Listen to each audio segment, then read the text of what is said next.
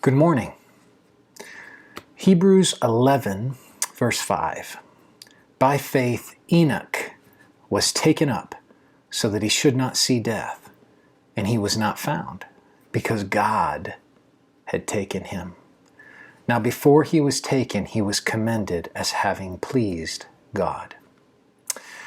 We saw that Abel's faith was demonstrated in acts of righteousness. Enoch's faith is demonstrated in his commitment to an ongoing relationship with God.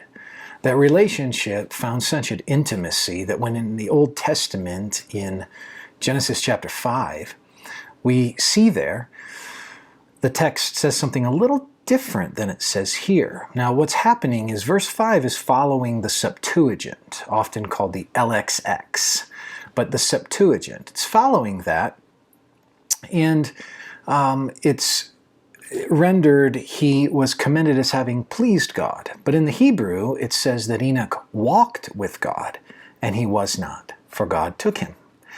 Now, in a real sense, the LXX, or the Septuagint, is laying out for us a picture of what it meant for Enoch to walk with God, namely that he pleased God in relationship.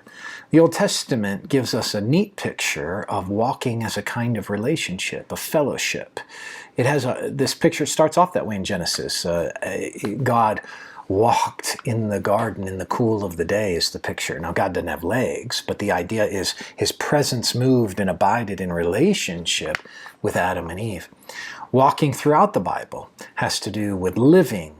It's a metaphor. We're to walk with God as a kind of way of talking about living with God. Walk in the Spirit and don't fulfill the desires of the flesh, as a way of talking about what it means to live with God.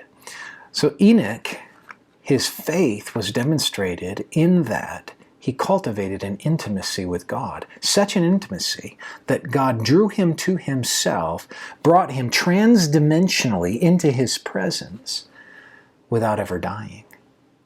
That's the nature of the intimacy that he cultivated. So I want you to think today about how your faith is expressing itself in your daily intimacy with the Lord. Are you conversational with him? Do you talk with him throughout the day? Is that old hymn in the garden kind of hanging over you, where he walks with you and talks with you? He tells you that you are his own, and the joy that you share as you tarry and linger with him, none other have ever known. Is there that kind of relationship that you're cultivating in faith? I hope so, and I hope that intimacy is filling you with joy and gladness. May the Lord bless you today.